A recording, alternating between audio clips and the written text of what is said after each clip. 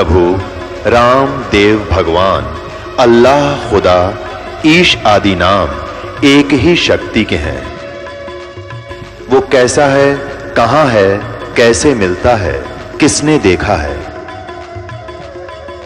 ये प्रश्नवाचक चिन्ह पूर्ण रूप से हटाने के लिए अवश्य सुनिए जगत गुरु तत्वदर्शी संत रामपाल जी महाराज के अमृत वचन, सर्व पवित्र धर्मों के पवित्र शास्त्रों के आधार पर। वो केवल शिव जी की कथा सुनाते थे शिव पुराण से, और जो भी उसकी दक्षिणा आती थी अपने निर्वाह के लिए रखकर बाकी शेष भंडारे में लगाते थे। तो उनके अनुयायी बहुत अच्छे तरह परिचित थे कि बिल्कुल निष्पक्ष कथाएं करते हैं, निस्वार्थ कथाएं करते हैं, जिस कारण से उनकी काफी प्रसिद्धि काशी में हो रही थी। और अन्य जो नकली ब्राह्मण थे रोजी रोटी वाले, वो उससे घनी ईर्ष्या करते थे कि ज्यादा लोग इनको पसंद करने लगे, हमसे दूर होते जा रहे हैं। इस बात से मुसलमान काजी मुल्ला पीर खूब परिचित थे कि गौरी शंकर से अन्य जो धर्म गुरु हैं ब्राह्मण, ये अक्षुब्ध हैं और ये हिंदू धर्म का प्रचार घना कर रहा है। इसलिए उन्होंने बाई फोर्स गौरी शंकर सरस्वती को मुसलमान बना दिया। मुसलमान कैसे बना दिया? अपना जूठा पानी करके गली में खड़ा होकर और उनके ऊपर फेंक दिया, उनके कपड़े में फेंक दिया और उनके मुंह में डाल दिया। तो अन्य जो ब्राह्मण थे वो तो इसी दाव में थे। किसी दिन यूँ फंसे, सबने मुनादी करा दी, गौरी शंकर मुसलमान बन गया है, उसको जाति से डाल दिया है, उसका गंगा में स्नान करना बंद कर दिया है। अब सारे हिंदू उनसे बाइकाट कर गए, तो वो विवश हुआ। उनका नाम रख दिया नूर अली गौरी शंकर का, और नियामत रख दिया नीरू का, और उसकी पत्नी नीमा का नियामत। तो इस प्रकार फिर अपभ्रंश करके उनको नीरू और नीमा करने लगे। अब पहले उनकी रोजी रोटी चलती थी कथा की दक्षिणा से, अब दक्षिणा मिलनी बंद होगी, रोजगार की समस्या हुई। उन्होंने एक सिंपल सा काम जिसमें कोई पैसा नहीं लगना था, ऐसा काम शुरू कर दिया कपड़ा बुनने का, और समय के बीत जाने पर उनको जुलाहा कहने लगे। नीरू नीमा निसंतान थे, उनका कोई संतान नहीं थी। 60-62 साल की उम्र उनकी हो चुकी थी। भले ही वो मुसलमान बन गए थे, लेकिन भगवान शंकर को दिल से भुला नहीं पाए थे। कोई भी आपत्ति आती थी या कोई विशेष कसक होती थी, भगवान शंकर को ही वो याद किया करते थे।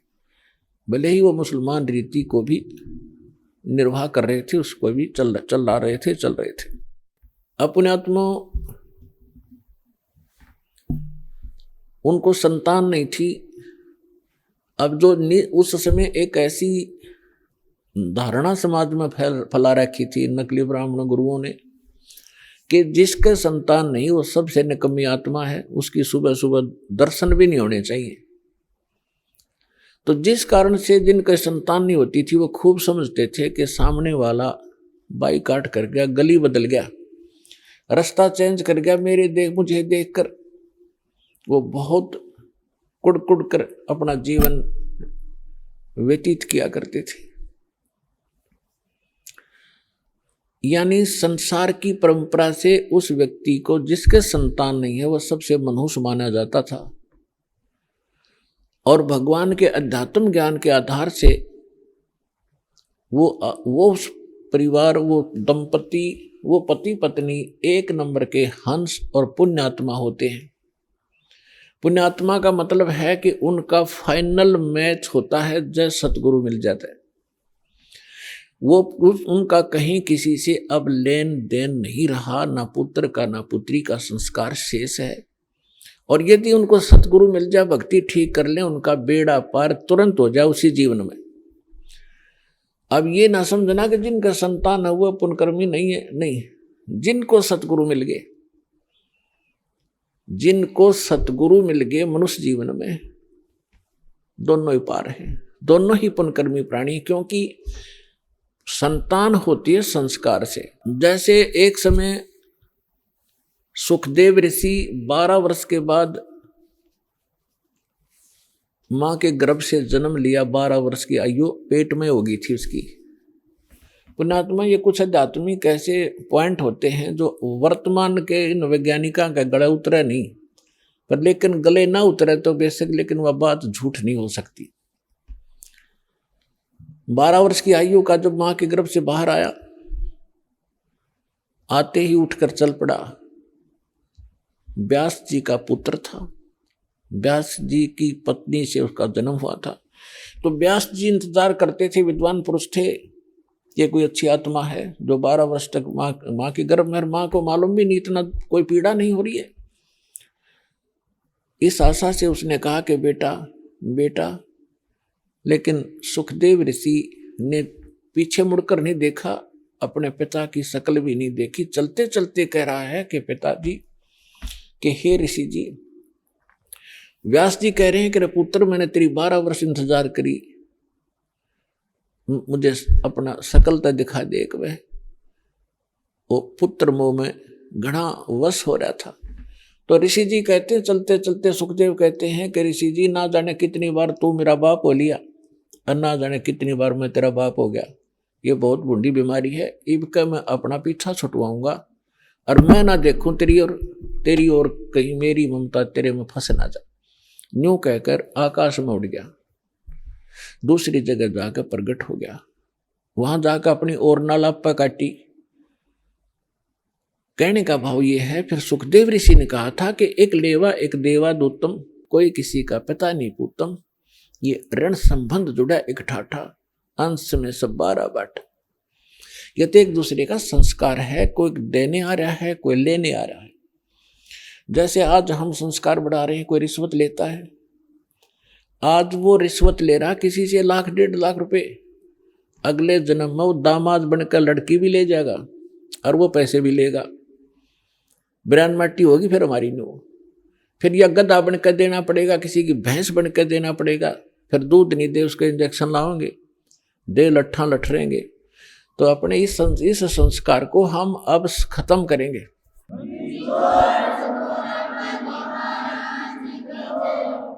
तो इस विष को हम तभी तक खा रहे हैं जब तक हमें ये विष दिखाई नहीं देता, हम पहचानने योग्य नहीं थे। और जब हम पहचानने योग्य हो जाएंगे कि ये विष है, उसके विषय में सुख संवेद में कहा है, जैसे कर का जहर का रंग होरी हो, कहो कौन तिस खावे राम रंग होरी हो। जैसे कण पड़ा हो किस विष का, और ये पता हो ये विष का कण है, कहते कौन छुएगा उसको, खान की तो बहुत दूर बात, हाथ भी ना लावे, किसी और कपड़े तो पकड़ेगा और कितने पता नहीं मिट्टी में दबा का होगा, कहीं और भी ना खा ले। और परमात्मा की भक्ति करने से ही सुख होगा, होरी माने खुशी होगी। तो नीरू निम्मा को भगवान ने, उनके कोई संतान नहीं थी, और कि इसलिए पुण्यात्मा थी, भगवान आ गया गोदी में। अब समाज को भगत का और जगत का सदा से विरोध रहा है, मतभेद रहा है वैचारिक, और जिस कारण से इनकी खींचातान बनी रही तो बनी रहो, क्योंकि भगत को ज्ञान हो जाता भक्ति का और जगत को ज्ञान होता अपनी ही परंपराओं का, वो उन्हीं को उत्तम मान रहे होते हैं, इसलिए विरोध करते हैं भक्तों का। ये तो जाकर लंबे पड़े वहां पर, ये पता नहीं कैसे करे हैं, ये मुसलमान रहे ना हिंदू, मतलब इस तरह की वो बातें करते हैं। करने दो, हम अपने इस ज्ञान के आधार से आगे बढ़ते रहेंगे, एक दिन पूरा विश्व स्वीकार करेगा ये ऐसा गजब का मार्ग है और इसी से सुख है।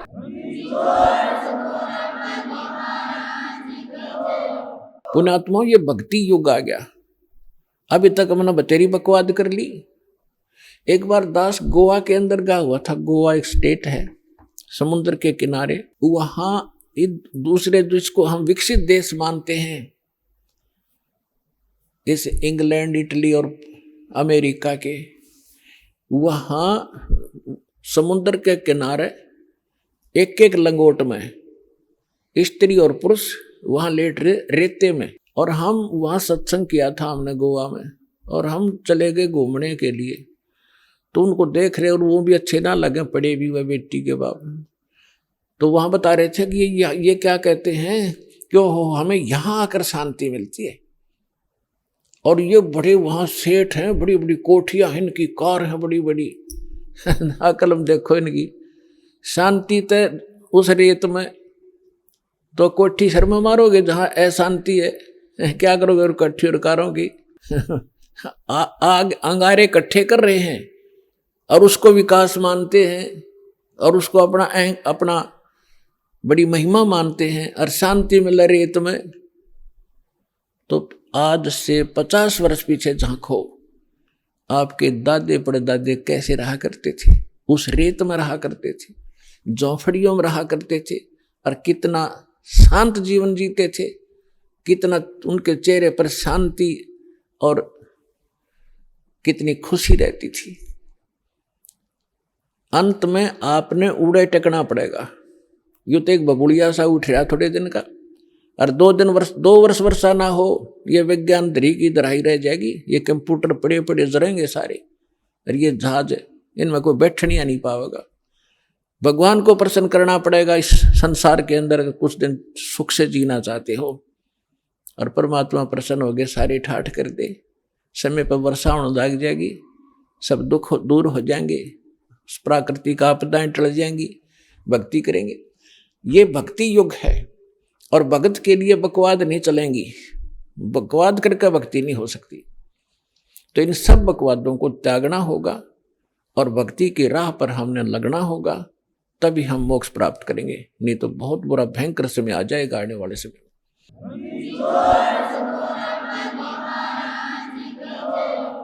अब हम आते हैं अपने प्रसंग पे कि नीरू नीमा 62 वर्ष के हो गए थे, संतान नहीं थी। अब समाज की दृष्टि से तो बहुत मनहूस थे, लेकिन अध्यात्म मार्ग से वो 1 नंबर की आत्मा थी। उसका प्रमाण भी आपके समक्ष है। जिनकी गोदी में भगवान खेले, वो समर्थ शक्ति जिनको भटक रहे हैं, हम खोजने के लिए जंगलों में बैठ के शरीर खत्म कर दिया हमने तपा करके, लेकिन रास्ता ठीक ना होने से वो कहते ना गणते जांडी काटने का आड़ी तरीका था ही हमारा।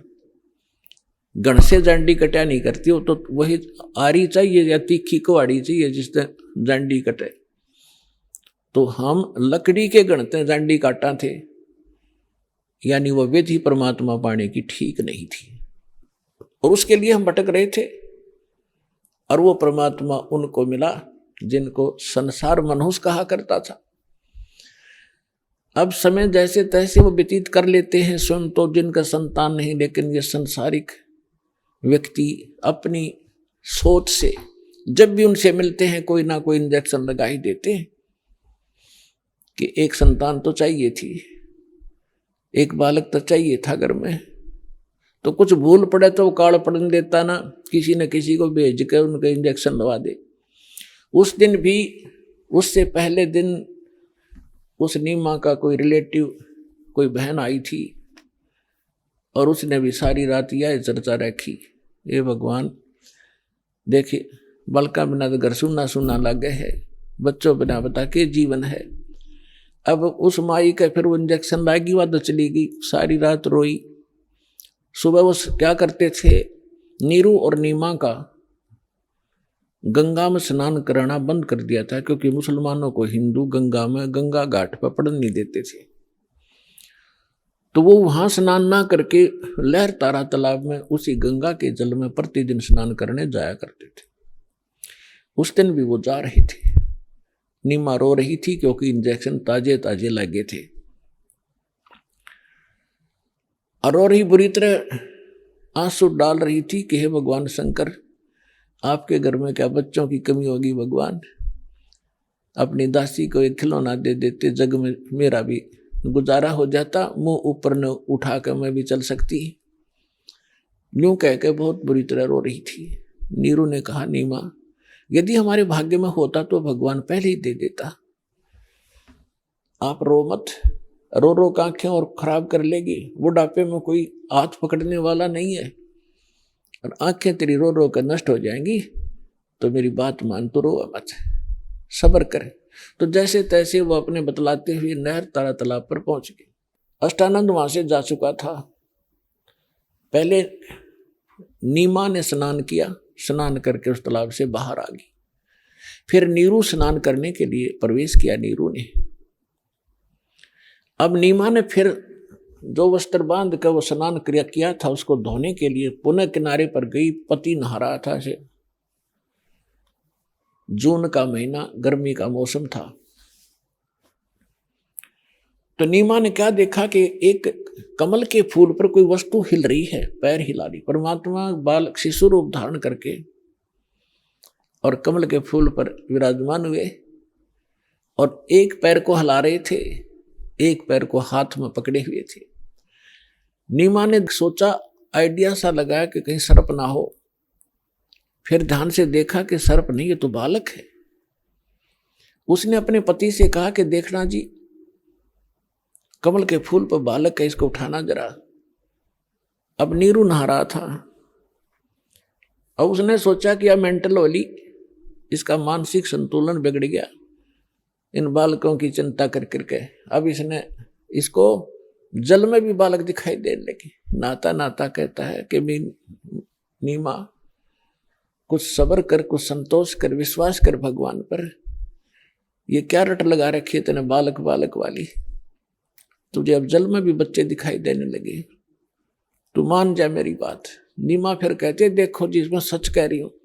अब उसने एक विशेष कसक के साथ कहा, जिधर संकेत हाथ का करे थी उधर नजर गई स्नान करते करते नीरू की।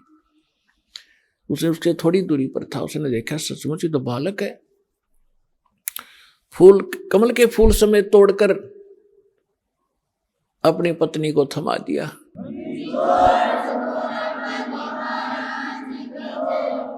जिस परमात्मा के लिए हम भटक रहे, जिसकी चर्चा करने से भी रोम रोम करना जाते हैं, और वो परमात्मा उस माई की गोदी में है, उसको कैसा सुख हुआ होगा, उसको कैसा महसूस हुआ होगा, उसका वर्णन किसी शब्दों में नहीं किया जा सकता। अब आपको आदरणीय गरीबदास साहिब जी के द्वारा परमात्मा की महिमा की वाणी जो प्रकट हुई थी 12वें पंथ में, उसके आधार से आपको सुनाएंगे। जैसे तुलसीदास जी ने लाखों वर्ष पहले घटी घटना रामायण की, भगवान श्री राम और उनकी जो लीला थी, तो लगभग लाखों वर्षों के बाद उन्होंने दोबारा लिख दी चौपाइयों के माध्यम से। और बिल्कुल सत्य है, क्योंकि एक दिव्य दृष्टि प्रदान होती है भगवान की तरफ से प्राणी को। उसके आधार से वो पहले हो रही घटना चलचित्र की तरह देख सकता है। प्रत्येक प्राणी के अंतःकरण में ये सब के अंदर डिपॉजिट है, जितनी भी घटना घट रही है इस ब्रह्मांड के अंदर। लेकिन वही देख सकता है जिसका इंटरनेट कनेक्शन फिट हो जा चले, वही देख सकता है। तो इस जो दिव्य दृष्टि की भी क्षमता होती है। जैसे एक दूरदर्शी होती है 1 किलोमीटर तक देख सकती है, और एक दूरदर्शी होती है ऊपर के ग्रहों तक को देख लेती है। तो इसी प्रकार जो तुलसीदास जी की दिव्य दृष्टि यानी दूरदर्शी थी, दूरबीन थी, वो थोड़ी क्षमता की थी। आदरणीय गरीबदास साहिब जी को परमात्मा पूर्ण ब्रह्म मिले थे, उनको जो दिव्य दृष्टि दी थी वो फुल रेंज की थी। उसने बहुत आगे और पहले की और भविष्य की सब जानकारी गरीबदास साहिब जी ने दी। और 600 वर्ष पहले परमात्मा जो आए थे, जो उनकी वार्ता हुई थी, वो अपनी लैंग्वेज में यथार्थ घटना चित्रार्थ की, वो सुनिएगा। 84 बंधन कटे कीनी कल्प कबीरे, भवन चतुर्दश लोक सब ये टूटे जम जंजीरे, अनंत कोट ब्रह्मांड में बंदी छोड़ कहाए, सो तो एक कबीरे हैं जननी जने नवाए। परमात्मा स्वयं भी कहा मालिक ना करके, मात पिता मेरे कछु नाही, ना मेरे घर दासी, दुल्हे का सुत आण कहाया, जगत करे मेरी हासी। ना मेरा जन्म न गर्भ बसेरा, मन बालक बन दिखलाया।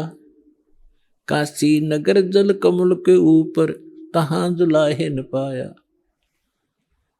और यही परमात्मा से परिचित वो पुण्यात्मा गरीबदास साहिब जी बता रहे हैं। अनंत कोट ब्रह्मांड में बंदी छोड़ कहाए, सो तो एक कबीर है जननी जने नवाए।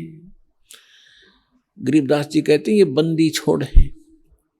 यजुर्वेद अध्याय नंबर 5 के और मंत्र नंबर 32 में लिखा है, कबीर अंगारी असी बंबारी असी, रत धामा असी। रत धाम माने सतलोक का मालिक, और बंबारी माने बंधनों का शत्रु, बंधनों का नाश करने वाला बंदी छोड़। अंगारी माने पापों का नाशक, पापों का शत्रु। ये कबीर परमात्मा है और वो सतलोक का मालिक है। तो यहां स्वयं परमात्मा भी कहते हैं, बंदी छोड़ हमारा नामम, अजर अमर है अस्थिर ठामम। अमर करूं सतलोक पठाऊं, तात बंदी छोड़ कहूं। यहां गरीबदास जी भी कह रहे हैं, अनंत कोट ब्रह्मंड में बंदी छोड़ कहाए, सो तो एक कबीर है जननी जने नवाए।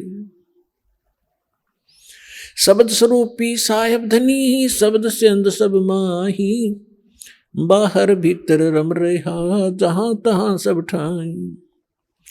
जल थल पृथ्वी गगन में, बाहर भीतर एक, पूर्ण ब्रह्म कबीर हैं ये अवगत पुरुष अलेख। सेवक हो के उतरे इस पृथ्वी के माही, जीव उदाहरण जगत गुरु, बार बार बलि जाही। अब वो महापुरुष गरीबदास साहिब जी जिनको भगवान मिले थे, सचखंड लेकर गए थे, फिर वापस छोड़ा था। परमात्मा को आंखों देखकर उनसे प्राप्त दिव्य दृष्टि और ज्ञान योग खुल जाने के उपरांत क्या कह रहे हैं कि सेवक होकर उतरे। उतरे माने वहां से चलकर आए, अवतरित हुए इस पृथ्वी के माही, दास बनकर आए, एक जुलाहा बनकर हमें दिखाया कि यदि तुमने मुक्ति चाहिए, इनकी यहाँ की बकवादों को देखकर अपने मूल उद्देश्य को भूलो मत। ये दिखाया परमात्मा ने कि मेरे से निर्धन तुम नहीं हो सकते। और मैं सत भक्ति करता था, भगवान पर विश्वास करके दिखाया करते थे हमें। वो खुद रिहर्सल कर रहे थे एक हमें समझाने के लिए। और फिर परमात्मा कहते हैं कि मेरे ऊपर एक ऐसी आपत्ति डाल दी थी इन लोगों ने, झूठी चिट्ठी लिख दी थी कि कबीर भंडारा करेगा।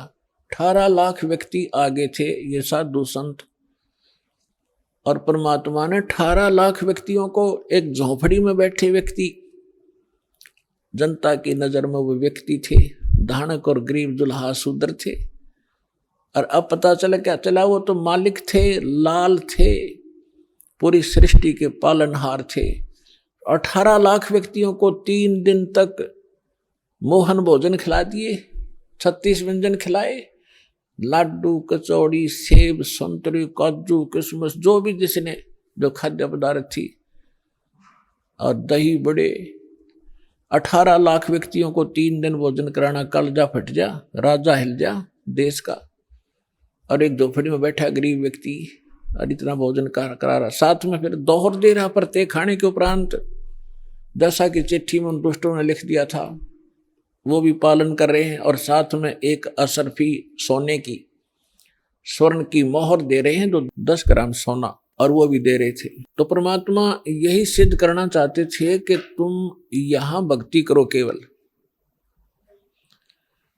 और फिर मैं देखूंगा तुम्हारे सारे व्यवसाय को। देखो, माता पिता को बच्चों की सब चिंता रहती है कि अब इसको किस चीज की आवश्यकता है। गर्मी आती है तो गर्मियों के कपड़े, सर्दी आती है तो सर्दियों के कपड़े, समय पर भोजन व्यवस्था सारा कुछ करते हैं। तो आप उसके बालक बन गए इस दीक्षा के लेने के बाद।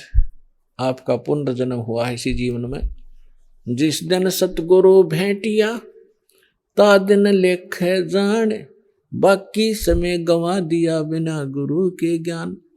जब तक गुरु से उपदेश नहीं मिलते तब तक आपका जीवन, मनुष्य शरीर होते हुए मनुष्य का जीवन नहीं जी रहे थे। हम तो अन्य पशु पक्षियों जैसे ही क्रियाओं में व्यस्त थे। और जिस दिन से सतगुरु मिलते हैं हमारी सब क्रियाओं में परिवर्तन होता है, हमारा आध्यात्मिक जन्म होता है। तो आप उस परमात्मा के वचन के पुत्र हो गए हो, पुत्री हो गई हो। अब उसको चिंता रहेगी अगर आप विश्वास के साथ मर्यादा में रहकर परमात्मा की भक्ति करते रहोगे। कबीर साहब कहते हैं कल्पे कारण कौन है, तू कर सेवा निकाम, और मन इच्छा फल दूंगा जब पड़े मेरे ते काम। जब मेरे सतर का काम होगा ना, जब देखना मेरे रंग। अपने आत्मा कितना धनी या कितना उच्च पोस्ट प्राप्त प्राणी हो, चाहे प्रधानमंत्री हो, उसका लड़का जा रहा है कितना कार में एक्सीडेंट में मर गया, तो वो समर्थता के काम आई उसकी। और भगवान के साथ प्रधानमंत्री भी भगवान की भक्ति कर रहा होता और बेटा भी कर रहा होता, तो वहां धनी का काम था वहां पर बचाने का। जीव नहीं बचा सकता चाहे कितना महिमावान हो। तो यहां कहते हैं कल्पे कारण कौन है, क्यों चिंतित रहता है तू, कर सेवा निकाम, निष्काम भाव से भक्ति कर मेरी, और मन इच्छा फल दूंगा जब पड़े मेरे ते काम। तो परमात्मा पर विश्वास करके भक्ति करो। अब गिरिदास जी कह रहे हैं सेवक हो के उतरे, यानी दास बनकर आए भगवान इस पृथ्वी के माही। उद्देश्य क्या लेकर आए, जीव उदाहरण जगत गुरु, बार बार बलि जाऊं मैं। कि जीव उदाहरण के लिए वो जगत गुरु, सारी सृष्टि को सच्चा ज्ञान देने वाले वो जगत गुरु इसका नाम होता है। ये नकली जगत गुरु का पता नहीं है, जगत गुरु लिख रहे हैं, तत्वदर्शी लिख, ये सब डुप्लीकेट हैं सारे के सारे। अज्ञानी प्राणी है जिनको कह भी पता नहीं अध्यात्म मार्ग का। पुण्यात्माओं देखो, परमात्मा की दया बिना सच्चाई ना तो कही जा सकती और ना स्वीकार हो सकती। अब दास ने लगभग 10 वर्ष हो गए टीवी चैनल पे सबको ललकार दिया, सबको बता दिया तुम झूठे हो, तुम्हारा ज्ञान झूठा, तुम्हारा भगवान नकली और तुम्हारा ज्ञान गलत, तुम्हारी भक्ति गलत, और कोई नहीं चल सकता। एक शब्द कह के दिखा दो, कोई एक संत एक दूसरे के प्रति हंगामा मचा दे, क्योंकि वो झूठे को झूठा कहेगा। और यहां परमात्मा के ज्ञान के आधार से कहा जा रहा है, कोई सब बोल नहीं रहे, बोल रहे तो उनकी दूनी विद पिटे।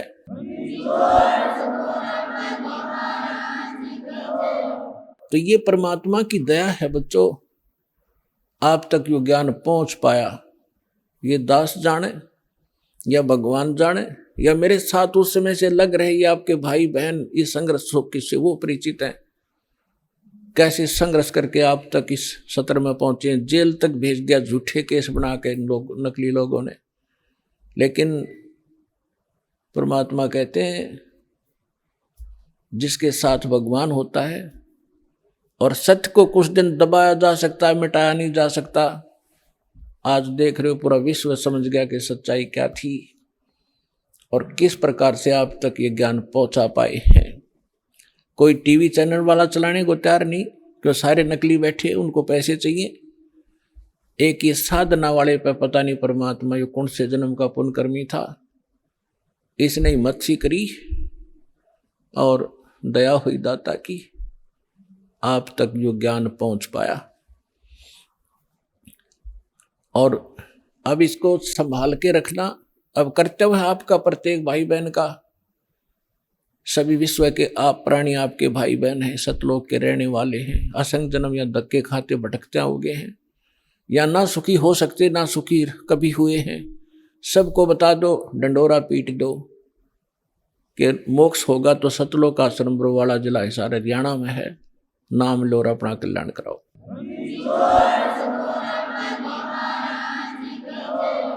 सिद्ध तारे पिंड अपना, साधु तारे खंडे, उसको सतगुरु जानियो, जो तार देवे ब्रह्मांड। अब यहाँ परमात्मा के विषय में गरीबदास साहब जी कह रहे हैं, सेवक होकर उतरे दास बनकर कबीर दास एकाधीन घूमा करते थे। हमें एक रिहर्सल बता गए कि यहाँ की फोकट महिमा ने देख कर फूलियो मत, ये तुम्हारी दुश्मन से हो जाएगी इस भक्ति मार्ग में। और मेरे से कुछ छुपा नहीं आपने, किस चीज की आवश्यकता है, आप पर क्या संकट आने वाला है, उसको कैसे टालूंगा, मालिक को सब पता है। जैसे ऑपरेशन थिएटर में जाने के बाद मरीज अपने नहीं चलाना चाहिए, अपने चलाओगा तो केस बिगाड़ेगा वो। तो आप आगे ऑपरेशन थिएटर में और जन्म मरण का रोग आपका कटेगा। तो इस समय मरीज ने नहीं अपनी चलानी चाहिए, डॉक्टर ने कर देना चाहिए जो वो करना चाहता है। और इस में थोड़ा बहुत कहीं कष्ट होता भी है तो आपके बहुत बड़े भयंकर रोग का नाश हो रहा है, इस करके इसमें विश्वास रखें। फिर बताते हैं, काशीपुरी कष्ट किया, काशीपुरी कष्ट किया, उतरे अधर अधारे, अधर अधार ऊपर से न्यू के न्यू आए। मोमन को मुद्रा हुआ फिर जंगल में दीदारे। मुसलमान को परमात्मा मिले और जंगल में उनका दर्शन हुए। कोटि किरण शिशि भाने शुद्ध आसन अधर विमाने, और परसत पूर्ण ब्रह्म को हो शीतल पिंड और प्राण। गोद लिया मुख चूम कर हेम रूप झलकंते, जगर मगर काया करे जैसे दमक पद्म अनंत। अपनी माँ की गोदी में जो परमात्मा आए, इतना सुंदर बालक कि तक देखा नहीं आज तक ऐसा कलर उनका। और माँ की ममता एक विशेष होती है बहन में, बच्चे के प्रति उसने गोद लिया, छाती का लाया, फिर मुंह चुम्या, प्यार किया। और उनका इतना अच्छा सुंदर शरीर था, हेम रूप झलकंत। हिम माने बर्फ, और बर्फ जैसी सफेद कलर था उस परम पिता का। जैसे कभी कपड़ा लेना जाते थे दुकान पर, सफेद कपड़ा मांगते थे तो नो क्या कर, वो कहता था दुकानदार के स्नो व्हाइट है ये। स्नो व्हाइट माने बर्फ जैसी सफेदी, सबसे अच्छी सफेदी बर्फ की होती है, बर्फ की। तो यहाँ हिम माने बर्फ होता है। तो गरीबदास जी कहते हेम रूप झलकंत, बर्फ जैसे व्हाइट कलर के परमात्मा का शरीर था।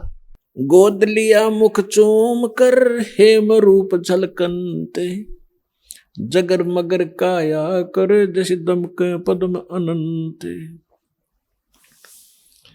काशी उमटी गुल भया मोमन का घर घेरे, कोई कहे ब्रह्मा विष्णु है, कोई कहे इंद्र कुबेर। बच्चे को देखने के लिए आए। पहले तो नीरू को डर था कि यदि हम इस बच्चे को घर ले जाएंगे, अपनी पत्नी से कह दिया था इसको यहीं छोड़ दे, इसी में हमारी खैर है। क्योंकि पहले तो हम मुसलमान बना दिए जबरदस्ती, हिंदुओं से लिंक रहा नहीं, मुसलमानों से साथ नहीं। और अब ये पूछेंगे बच्चा कहाँ मिला, हम सच्ची बताएंगे कमल के फूल पर, और कोई कहेगा झूठ बोलते कमल के फूल पर बालक हो ही नहीं सकता। तो ये हमसे बच्चा भी छीनेंगे और हमें यहाँ से नगरी से निकाला भी कर देंगे। लेकिन नीमा नहीं मानी, जिद पर अड़गी कि मैं मरूं चाहे जीऊं, और इस बच्चे को लेकर चाहे मैं देश निकाला ले लूंगी, पर छोड़ू नहीं इसे, मर जाऊंगी इसके साथ में। उसके आगे नीमा। फिर परमात्मा बोले थे, नीरू ने धमकाना चाहा था अपनी पत्नी को, थप्पड़ पहले जीवन में पहली बार हाथ करना चाहा था। परमात्मा बोले गोदी में कि नीरू हमें घर ले चलो, तुम्हें कोई कुछ नहीं कहेगा। जब नवजात शिशु के रूप में बालक और बोल रहे, डर गया नीरू, कोई सिद्ध पुरुष ना हो इसमें, कोई फरिश्ता ना बोलता हो बालक में, और तेरी घड़ी दुर्गति हो जा, चुप करके आ गया था। अब घर आकर के लोग देखना आवे, वो गीत गाती औरतें आवे, नीरू कैसा सुंदर बालक आ रहा है, कमल के फूल पर पाया है, जंगल में पाया है। जैसे भी उनकी बुद्धि ने काम किया, कमल पे फूल ना तो किनारा पड़ा पाया है, मतलब इस तरह की दंत कथा बनाने लगे। तो वहां क्या कह रहे हैं आकर, काशी उमटी गुल भया, यानी सारी काशी उमड़ उमड़ कान लगी, सारा शोर माच गया। मोमन का घर घेरे, उस दुल्हे का घर घेर लिया मोमन मुसलमान का। कोई कहे ब्रह्मा विष्णु है, कोई को इंद्र कुबेर। कितना सुंदर बालक, आम नहीं हो सकता। कोई ब्रह्मा है कि विष्णु में तो कोई सा है, या कुबेर धन का देवता, या इंद्र, उन देवताओं में से कोई एक ये आए हुए हैं। कोई कह वरुण धर्म राय है, कोई कह ईसे, 16 कला सुभान गति, कोई कहे जगदीश। कोई कहे छल ईश्वर नहीं, कोई किन्नर कहलाए, कोई कहे गण ईश का, जो जो मात रिसाए। अब निम्मा बालक में नाम धरे, कोई कहे तो भूत प्रेत से, कोई कहे भगवान के साथ दिखा है। तो नीरू कहते निम्मा जो जो उनसे जीखती है, नाराज होती है, तो मेरे बच्चे का टोक लाओगे, नजर लगाओगे, पता नहीं क्या क्या कह रहे हो। भक्ति मुक्ति ले उतरे ये मेटन तीनों ताप। होए होए, भक्ति और मुक्ति यथार्थ लेकर उतरे दाता, और मेटन तीनों ताप, तीनों ताप का नाश करने वाले भगवान आए। तुम कौन राम का जपते जापम, तात कटे ना तीनों तापम। तुम किन भगवानों की भक्ति कर रहे हो जिससे तुम्हारे 3 ताप का नाश नहीं हो सकता। तो वो परमात्मा आए, भक्ति मुक्ति ले उतरे, और मेटन तीनों ताप। और एक मुसलमान का डेरा करा, दुल्हे का घर डेरा किया, और उसको कहे कबीरा बाप। अपना आत्मा परमात्मा ने कहा है, सो हम शब्द हम जग में जाए, सार शब्द हमने गुप्त छुपाए। ये मंत्र सो हम नाम जो कोई देता है उसका अधिकारी नहीं है वो, इस दास के अतिरिक्त। और फिर उसके साथ अकेला सो हम काम नहीं करेगा। अब ये तो नकली ऐसे थे जैसे कोई कार गाड़ी है, कार कोई स्टीयरिंग ले रहा है, उसका स्टीयरिंग, और किसी ने पहिया निकाल रखा है, उसको घुमा रहा है कि या कार आगे हट जाओ, कोई स्टीयर बच्चों की तरह घुमाए फिरते हैं। ये सारे मिलाकर ही कार बनती है, राम नाम की गाड़ी। अब ये सभी मंत्र मिलकर के यथार्थ गाड़ी होगी, तब ये चलेगी, इसका वास्तविक लाभ मिलेगा जब सारे पुर्जे फिटोंगे। दूध न पीवे न अन्न बखे, न पलने झूलनते, अदर अमान ध्यान में कमल कला फूलनते। कोई कहे छल, परमात्मा ने 25 दिन तक ना कुछ खाया ना पिया। अब नीमा को चिंता होगी कि हे परमात्मा, रोने लगी बुरी तरह कि बच्चा कुछ खा नहीं रहा तो कभी भी शरीर छोड़ सकता है। बुरी तरह रोने लगी, अन्न पानी स्वयं भी त्याग दिया लास्ट 25वें दिन, और कहा भगवान या तो ये देना नहीं था शंकर भगवान, और आज दे कर ले रहे हो, इसके साथ मरूंगी मैं, अब जीऊंगी नहीं। इस बिना बच्चे बिना मैं जी नहीं सकती। तो परमात्मा ने सोचा है बुढ़िया मरेगी। उसी समय शंकर भगवान को प्रेरणा की शिव मंडल में उसके लोक से एकदम वो सतर्क हुआ, क्या को मुझे कौन पुकार रहा है। झांक कर देखा, एक माई रो रही है, एक साधु रूप बना के। शंकर भगवान वहां आए और पूछा, माई क्यों रो रही है। नीमा ने कहा कि महाराज मेरे दुख न ना सुनो, आप भी दुखी हो जाओगे। यूं कह कर फिर रोने लगी। तो भगवान शंकर ने कहा, माई कहा करते हैं अपना दुख दूसरे ने सुना दे कुछ हल्का हो जाता है। मेरे लायक कुछ होगा तो मैं कुछ तेरे को भली बात बताऊंगा, तू बता क्या बात है। तो भगवान शंकर ने से नीमा ने बताया कि मैं हमारा संतान नहीं थी बाबा जी, और एक दिन हृदय से पुकारा था अपने भगवान शंकर को। एक कमल के फूल पर लाल दिया मुझे, और ये लड़का 25 दिन का हो गया, ना कुछ खाता ना पीता। तो उसने कहा मुझे दिखा तेरा बालक। नीमा लाई बच्चे ने उठा के पालने मत है, और सोचा बाबा जी के चरणों में डाल दूं, इसकी जीवन दान दे दे यू।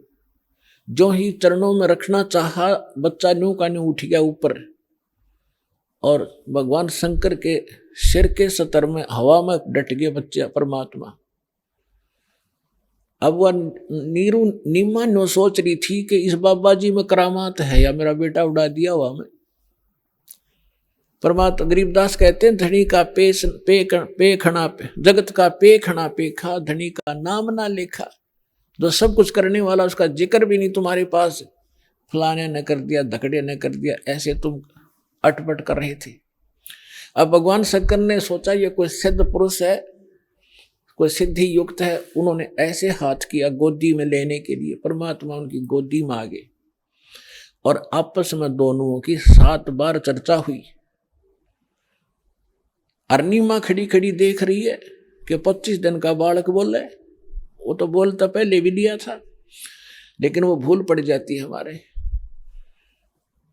तब परमात्मा ने कहा कि हे शंकर भगवान। अब शंकर भगवान ने सोचा कि सिद्ध पुरुष है, मुझे भी पहचान लिया इसने तो, कि आप इसको ये कहो एक कुंवारी गाय लावें और उस कुंवारी गाय के ऊपर आप अपना आशीर्वाद भरा हाथ धर दियो, वह दूध देवेगी। पुण्यात्मा वचन तो मालिक का था, नियमत शंकर जी को बना रखा था। नीमा ने अपना पति बुलाया, उसको सब बातें बताई। वो कुम्हार के घर से एक साफ घड़ा लिया, छोटा सा कोरा मटका घड़ा, और वो गाय लिया बछिया जिसने दूध पीना छोड़ रखा था, और अभी सांड ने टच नहीं करी थी। वो जाके संग बैल नहीं लागा, वो लाके खड़ी करी। शंकर भगवान ने हाथ थपकी मारी, दूध की धार चल पड़ी, पात्र भर गया, अपने आप बंद होगी। डेली दूध देने लगी, जब परमात्मा ने दूध पिया। अपने आत्मा, अब हमने परमात्मा को पहचानना है। हमारे ग्रंथ वेद क्या बताते हैं, वेदों के विषय में क्या सुना जाता है कि इनमें परमात्मा की महिमा लिखी है। तो परमात्मा की महिमा लिखी है, तो जो महिमा परमात्मा की उनमें लिखी है, जिस परमात्मा ने वो लीला की है, तो ही इज गॉड, वही है परमात्मा। अब आपको दिखाते हैं ऋग्वेद मंडल नंबर 9 सूक्त नंबर 1 मंत्र 9 में, उसमें क्या लिखा है कि जब परमात्मा शिशु रूप धारण करके लीला करने आते हैं, तब उनके परवरिश की लीला कुंवारी गायों से होती है। ये देखिएगा ऋग्वेद मंडल नंबर 9 सूक्त नंबर 10 सूक्त नंबर 1 ऋग्वेद ये मंडल 9। और इसके कौन है अनुवादक और प्रकाशक, सार्वदेशिक आर्य प्रतिनिधि सभा, महर्षि सिद्धांत भवन, रामलीला मैदान, नई दिल्ली। महर्षि सिद्धांत द्वारा अनुवादित लिखा है इसमें। मुद्रक Prince offset printers 1510 Pataudi house, त्रियागन, नई दिल्ली। इसके बिल्कुल ये 9 मंडल से स्टार्ट है।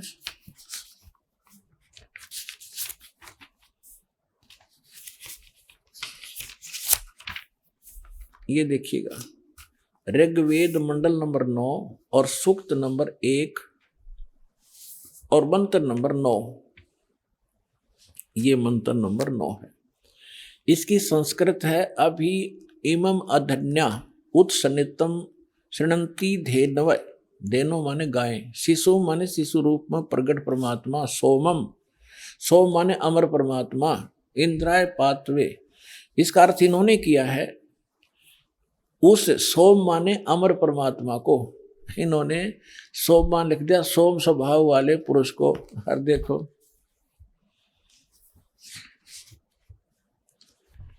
अब ये इसी मंत्र के प्रथम, यही ऋग्वेद मंडल 9वें मंडल का प्रथम सूक्त प्रथम मंत्र में ये सोम शब्द है। इसका अर्थ है सोम माने है सोम स्वभाव वाले परमात्मन, यानी सोम माने परमात्मा। हम यहां से इन्हीं के इन नकलियों के ही इस पहले तो इस अज्ञान को हटाएंगे।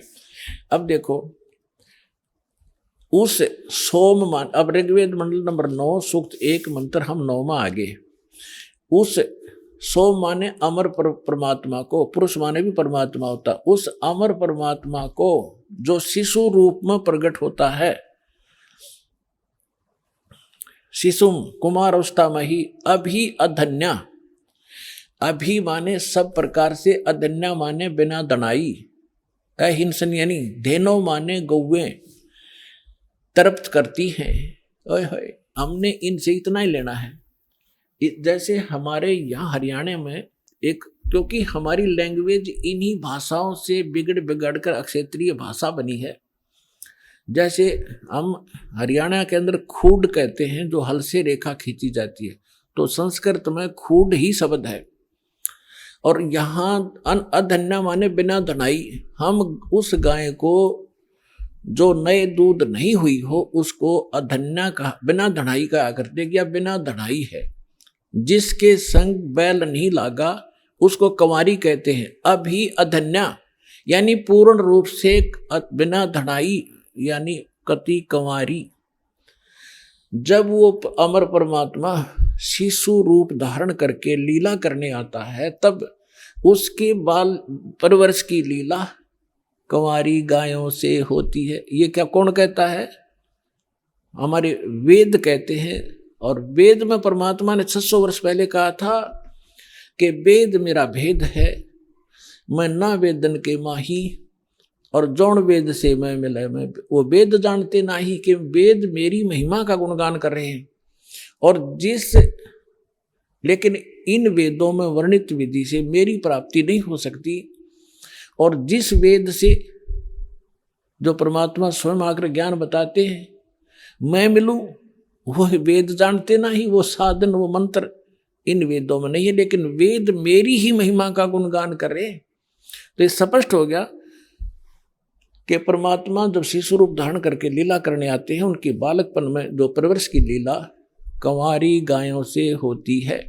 अब परमात्मा का 600 वर्ष पहले जो लीला की थी वो इतिहास लिपिबद्ध है, वो दिखाता हूं। ये देखिएगा कबीर सागर संपूर्ण 11 भाग, खेमरा श्री कृष्ण दास प्रकाशन मुंबई से। और ये इन कबीर पंथियों का ही छापा बनाया हुआ है, कोई न सोचा कोई डुप्लीकेट होगा। कबीर पंथी भारत पथिक स्वामी युगलानंद बिहारी द्वारा पुरस्कृत, और यहाँ से छपा है। मुद्रक एवं प्रकाशक खेमरा श्री कृष्ण दास, अध्यक्ष वेंकटेश्वर प्रेस, खेमरा श्री कृष्ण दास मार्ग, मुंबई। अब इसके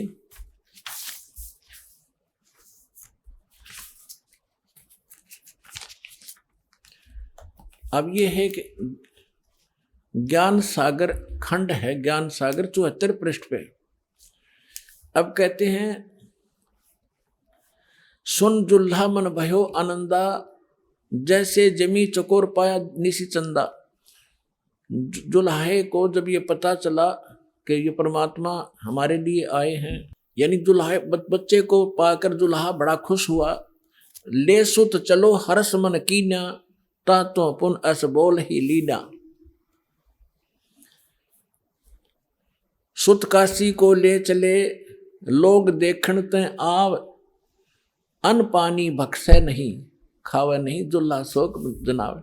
तब जुल्हा मन कीन तिवाना, रामानंद सो कही उत्पाना। मैं सुत पायो बढ़ाओ गुणवंता, कारण कौन बखै नहीं संता। रामानंद ध्यान तब धारा, जुल्हा सो अस वचन उचारा। पूर्व जन्म ते ब्राह्मण जाति, हर सेवा की नी भली भांति। कुछ तो सेवा हर की चुकाता, ते भयो जुल्हो का रूपा। प्रीति प्रभु गए तो लेनी, ताते उद्धान में सुत तो दीना। अब इन्होंने, जैसे कबीर पंथियों ने, वैसे तो दुखी व्यक्ति सब जगह जाते हैं अपने पुत्र के लिए, रामानंद जी से भी मिले होंगे। आइए अब हम उन श्रद्धालुओं के अनुभव जानते हैं जो जगत गुरु तत्वदर्शी संत रामपाल जी महाराज जी से दीक्षा प्राप्त कर चुके हैं तथा उनके द्वारा बताए गए भक्ति मार्ग पर चल रहे हैं। नमस्कार सर।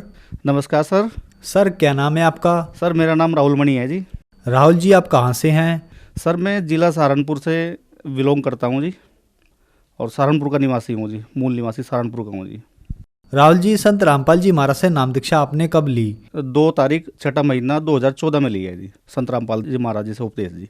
राहुल जी, संत रामपाल जी महाराज से नाम दीक्षा लेने से पहले क्या आप कोई भक्ति साधना भी करते थे? जी सर, पहले मैं साधना करता था जी।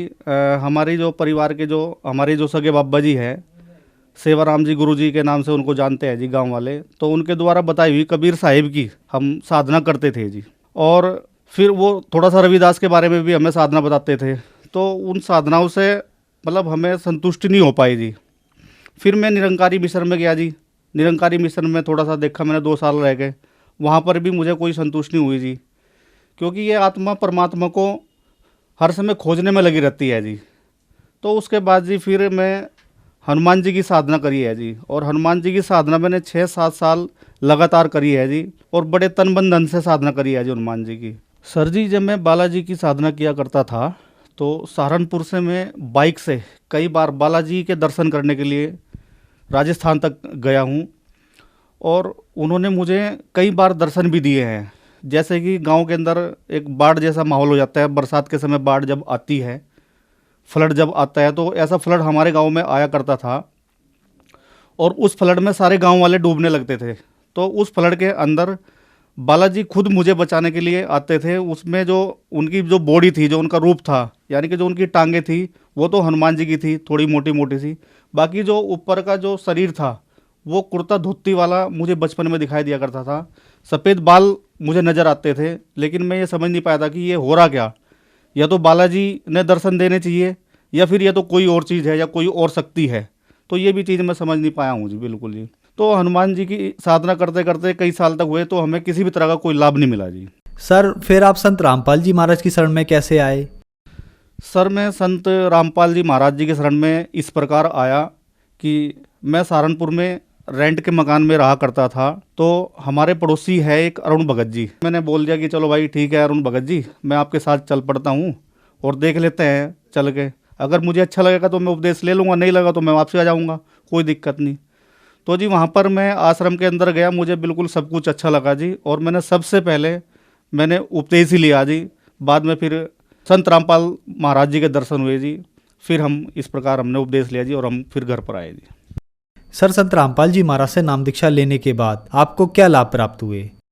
हाँ जी सर, सबसे पहले तो संत रामपाल जी महाराज जी से उपदेश लेने के बाद तो मेरी आर्थिक स्थिति बहुत बढ़िया हुई जी। उससे पहले तो हमारी आर्थिक स्थिति बहुत वीकली थी। और जो मेरी पत्नी है, उन्होंने चैलेंज मुझे किया था कि भाई अगर मैं संत रामपाल दास जी महाराज जी से उपदेश जब ले सकती हूँ, अगर संत रामपाल दास जी महाराज मेरा मकान बना दे। तो संत रामपाल दास जी महाराज जी ने सबसे पहले तो हमारा मकान बनाया जी। उसके बाद फिर मेरी जो पत्नी है, 2 बेटी है हमारे पास में, और बेटा नहीं था जी। और जो मेरी पत्नी है वो मेरी बहन के साथ में या मेरी माता के साथ में इधर उधर जाया करती थी, जैसा किसी झाड़ फूंक होते हैं उनसे पूछने के लिए, साधु संतों के पास जाया करती थी कि बेटे प्राप्ति के लिए जी। तो कहीं से भी उसको संतुष्टि नहीं हुई जी, बेटे प्राप्ति नहीं हुई जी। तो एक दिन मैं बरवाला आश्रम में गया हुआ था, और उस समय जब मैं संत रामपाल जी महाराज जी के दर्शन कर रहा था जी, उस समय मैंने मन ही मन में प्रार्थना करी कि हे परमात्मा दया करना मालिक, पत्नी दुखी है। तो मालिक ने सुनी है जी, और एक संतान प्राप्त हुई है जी। बेटा बिल्कुल हष्टपुष्ट है जी, बिल्कुल जी, आज 5 साल का हो गया है जी। और एक दिन वो घर के आंगन में खेल रहा था जी, ऊपर छत पर चले गया जी खेलता खेलता, और छत से नीचे फर्श पर गिर गया जी। और फर्श पर गिर के उसको जरा सी भी खरोच नहीं आई जी बच्चे पे जी, बिल्कुल भी। तो सबसे बड़ा तो हमें ये लाभ मिला जी। उसके बाद एक बार मैं देहरादून में काम कर रहा था जी। तो देहरादून में काम करते समय जो इलेक्ट्रिक जो बोर्ड होते हैं, उन बोर्ड के अंदर एक मशीन होती है जिसको सप्लाई बोलते हैं जी। उस सप्लाई के मैं कनेक्शन कर रहा था। तो कनेक्शन करते समय पेचकस लाइन से टच हो गया जी, और जो पेचकस की आगे की जो नुकीली नोब होती है जी, वो लाइट से कट के नीचे गिर गई जी, और मुझे जरा सा भी कुछ नहीं हुआ जी। सेम यही चीज़ दोबारा मसूरी में मेरे साथ दोहराई गई जी। मसूरी में मैं ऐसा ही काम कर रहा था अपनी टीम के साथ में। वहाँ पर भी एक 11,000 की लाइन थी जी। और काम करते समय जिस समय हम स्ट्रक्चर को ऊपर उठा रहे थे, तो उठाते समय वो 11,000 की लाइन में टच हो गया जी। 3-4 लड़के थे जी वहाँ पर भी, वो भी गवाह है, वो भी बता सकते हैं, मेरे लड़के हैं जो परमानेंट मेरे पास काम करते हैं। और वहाँ भी संत रामपाल जी महाराज जी ने हमारी रक्षा करी है जी। सर, घर में जो जब हम पति पत्नी रहा करते थे तो पति पत्नी जरा जरा सी बात को लेके झगड़ा किया करती थी, कोई बात नहीं होती थी और मतलब मरने जैसी नौबत आती थी जी। कई बार तो मैंने ये भी सोचा कि मैं आत्महत्या कर लूं, लेकिन ये भी मैंने संत रामपाल जी महाराज जी से प्रार्थना लगाई और वो दिन है और आज का दिन है जी, कोई किसी भी तरह का कलह क्लेश नहीं है जी हमारे घर में जी। एक लाभ मुझे और मिला है जी कि जो मेरी टीम है, मेरे पास में कम से कम 20-25 लड़के परमानेंट काम करते हैं उत्तराखंड में, और मैं उनको उत्तराखंड के हरिद्वार, ऋषिकेश, मसूरी और देहरादून, ऐसा कोई सा बार नहीं होगा जहाँ पर मैं उनको ड्रिंक नहीं कराता था। लगभग उनको मैं एवरी डे शाम के टाइम 5 बजे ऑटोमेटिकली मेरे मन में कीड़ा काटना शुरू हो जाता था कि चलो भाई आज बैठते हैं। और लड़कों, मैं खुद नहीं ड्रिंक करता था, लेकिन मैं अपने लड़कों को कम से कम डेली 5,000 रुपये की ड्रिंक कराया करता था जी, काम के चक्कर में, क्योंकि कमा के तो वही देते थे लड़के। तो उनको मैं डेली ड्रिंक कराने के चक्कर में वहाँ भी मैं लॉस में जाता रहा जी। उसके कारण क्या हुआ कि उनके साथ में जैसा मैं बैठना शुरू हो गया तो मुझे भी थोड़ी सी लत लग गई जी। मैंने बियर पी है उनके साथ में बैठ के जी, और मेरे सर में मसे जैसे हो गए थे जी पूरे सर में। तो मेरी पत्नी को इस चीज़ की टेंशन होगी, क्योंकि वो सर में से धीरे धीरे फेस के ऊपर मसे आने शुरू हो गए थे जी। और पत्नी कहने लगी अगर ये तो फेस पर जाएंगे, फेस बुरा लगेगा। लेकिन मुझे वहाँ भी संत रामपाल जी महाराज जी पे पूर्ण विश्वास था और मैंने प्रार्थना करी, और वो मेरे मसे, मुझे नहीं पता आज कहाँ है कहाँ नहीं, भी वो गायब हो गए जी बिल्कुल जड़ से। सर लाभ तो वैसे तो रोज़ाना मिलते रहते हैं जी। सर क्या काम करते हैं आप? सर मैं एक बिजनेसमैन हूँ जी, और उत्तराखंड में बिजनेस करता हूँ जी। सर आप एक पढ़े लिखे व्यक्ति हैं, बिजनेसमैन हैं, और संत रामपाल जी महाराज के बारे में यह धारणा है कि उनसे उनके अनुयायी अंधश्रद्धा के तहत जुड़ते हैं। सर मैं आपसे जानना चाहेंगे, क्या ये बात सही है? जी नहीं, बिल्कुल ये गलत है जी। आज समाज शिक्षित है, सब बच्चे और बड़े सब एजुकेटेड हैं। आप एक बार जितनी भी हमारी होली बुकें हैं या हमारी धर्म ग्रंथ है, आप उनको एक बार खोल के देख सकते हो। आप फिर खुद निर्णय करेंगे कि उनके अंदर क्या लिखा हुआ है। तो ऐसा कुछ भी नहीं है कि कोई भी मतलब व्यक्ति अंधश्रद्धा के द्वारा संत रामपाल दास जी महाराज जी से जुड़ जाएगा जी। सब विश्वास के अनुसार जुड़ते हैं जी। सर पहले आप निरंकारी पंथ में थे, फिर आपने संत रामपाल जी महाराज को अपना गुरु बनाया। अक्सर ये कहा जाता है कि गुरु नहीं बदलना चाहिए, गुरु बदलना पाप है, क्या ये बात सही है? जी नहीं, गुरु बदल सकते हैं। अगर मान लिया मुझे कैंसर है और मेरी फला डॉक्टर से वो कैंसर ठीक नहीं हो रहा, तो क्या मुझे डॉक्टर बदलना नहीं पड़ेगा? डॉक्टर बिल्कुल बदल सकते हैं। जहाँ मेरा कैंसर ठीक होगा तो वहाँ उस डॉक्टर को मैं बदल सकता हूँ। तो ऐसा नहीं है, जहाँ लाभ मिलेगा वहाँ आदमी जा सकता है। और मुझे संत रामपाल जी महाराज जी से लाभ मिला है, इसलिए मैं संत रामपाल जी महाराज जी की शरण में आया हूँ जी। सर जो दर्शक आज आपको टीवी पर देख रहे हैं, आप उनको क्या संदेश देना चाहेंगे? सर संदेश तो मैं क्या दूंगा जी, उनसे हाथ जोड़ के विनती करूंगा कि मानुष जन्म दुर्लभ है, मिले ना बारंबार, तरवर से पत्ता टूट पड़ा बहुर न लगता डार। इसलिए समय बहुत कम है, और सभी मनुष्यों से मेरी विनती है, आत्माओं से मेरी विनती है कि जल्दी से जल्दी संत रामपाल जी महाराज जी की शरण में आओ और अपना मोक्ष कराओ जी। सर अब आखिरी सवाल आपसे, संत रामपाल जी महाराज की शरण में कैसे आ सकते हैं?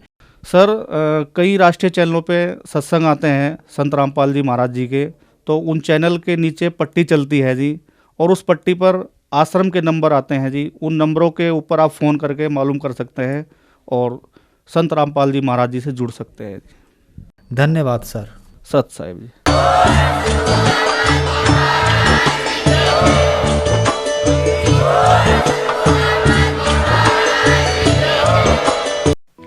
आप सुन रहे थे जगत गुरु तत्वदर्शी संत रामपाल जी महाराज के मंगल प्रवचन। अधिक जानकारी के लिए संपर्क करें।